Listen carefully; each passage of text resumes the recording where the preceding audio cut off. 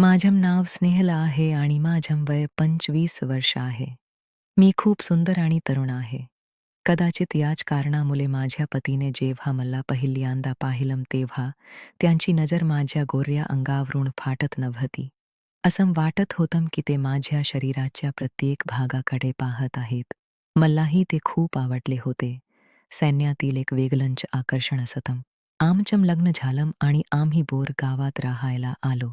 माझ्या पतीचं संपूर्ण कुटुंब गावात राहत होतं. मी बोरमध्ये राहते. माझ्या पतीची नियुक्ती इथेच जवळपास झाली होती.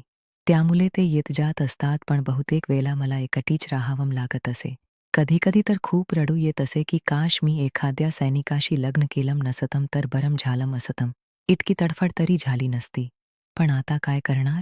कधी-कधी पतीसोबत प्रेमाने क्षण घालवून आठवडे निघून जात. एक दिवस अचानक माझ्या दाराची बेल वाजली. मी दार उघडलं तर समोर माझे पती उभे होते. माझ्या आनंदाला पाया पण परतला नाही. पण यावेळी ते एकटे नव्हते. त्यांच्यासोबत एक तरुण मुलगाही होता. माझे पती म्हणाले, "स्नेहल हा रोहित आहे, माझ्यासोबत सैन्यात आहे आणि माझा खूप चांगला मित्रही आहे." आम्ही दोघांनी एकमेकांना नमस्कार केला आणि त्यात आले. रोहितची नजर माझ्यावरून हटतच नव्हती. तो सतत माझ्याकडेच पाहत होता. मग मी चहा किंवा दूधबद्दल विचारलं. तो म्हणाला, "मला दूध आवडतं." मग मी विचारलं, "गरम की थंड?" रोहित म्हणाला, "दोन्ही चालेल." मग आम्ही नाश्ता केला आणि गप्पा मारू लागलो. माझे पती म्हणाले, "स्नेहल, रोहित काही दिवस इथेच तुझ्याकडे राहणार आहे. तुला काही अडचण तर नाही ना?" रोहितला त्याच्या आई-वडिलांच्या घर बांधण्यासाठी जमीन बघायची आहे. तो हॉटेलमध्ये राहणार होता, पण मी म्हटलं, "आपलं घर असताना हॉटेलमध्ये कशाला?" मी म्हणाले, "मला का अडचण असणार?" दुसऱ्या दिवशी माझे पती निघून गेले. मला आणि रोहितला एकमेकांशी मोकळं व्हायला थोडा वेळ लागला, पण नंतर आम्ही चांगले मित्र झालो. एक दिवस रोहित म्हणाला, "स्नेहल, तू खूप सुंदर आहेस. मी आजपर्यंत अशी सुंदरता कुठेच पाहिली नाही."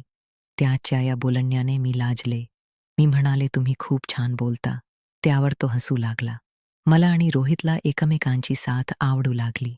आम्ही अनेकदा बाईकवर फिरायला जायचो, बाहेर जेवायला जायचो.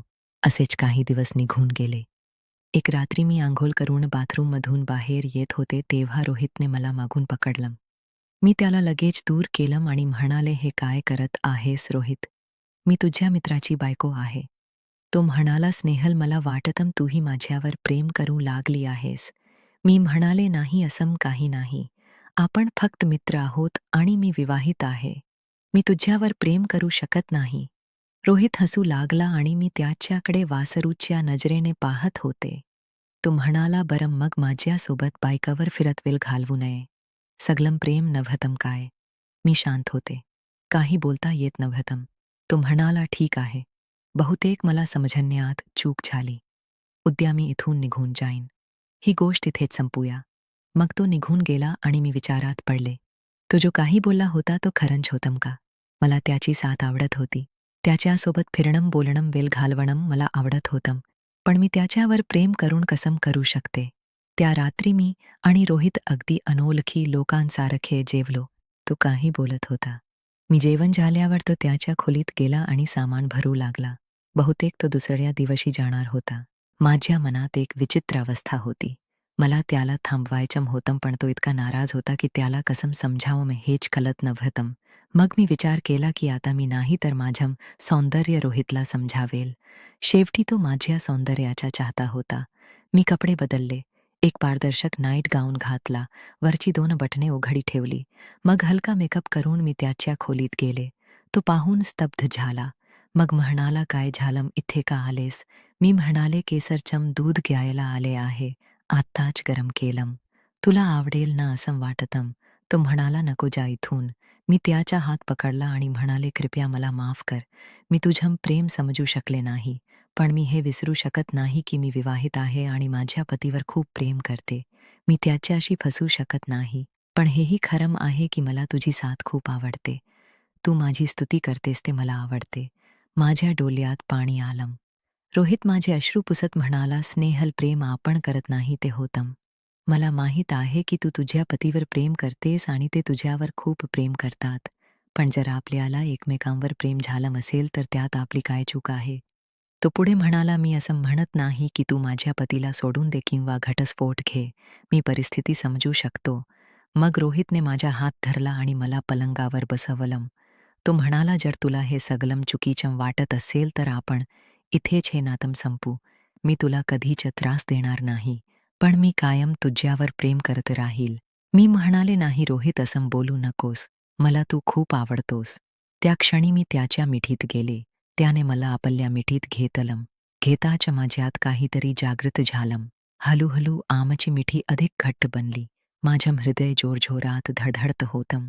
मी त्याच्या उष्ण श्वासात हरवले. त्याने माझे ओठ आपल्या ओठांनी झाकले आणि मीही त्याला पूर्ण प्रतिसाद दिला. आमचे शरीर एकमेकांत विलीन झाले. त्या क्षणी मी सगळं विसरून गेले. फक्त आमचे प्रेम आणि एकमेकांची तीव्र इच्छा होत्या.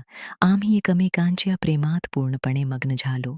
असेच काही दिवस आम्ही एकमेकांच्या साथीत घालवले आणि नंतर रोहित निघून गेला. पण त्याने वचन दिले की तो पुन्हा भेटायला येईल. माझ्या मनात खूप गुंतागुंत होती. माझ्या पतीवर खूप प्रेम होतं, पण रोहितच्या प्रेमानेही माझं हृदय वेढलं होतं. एकटेपणाने मला कमकुवत केलं होतं. प्रेमावर आपले नियंत्रण नसतं. प्रेम ना नाती बघतम ना वय. प्रेम म्हणजे फक्त प्रेम असतम. ते कधी कुठे आणि कोणावर होईल ते सांगता येत नाही. तुम्हालाही कधी अशा प्रकारे कोणावर प्रेम झालं आहे का? असेल तर कमेंटमध्ये नक्की सांगा. धन्यवाद.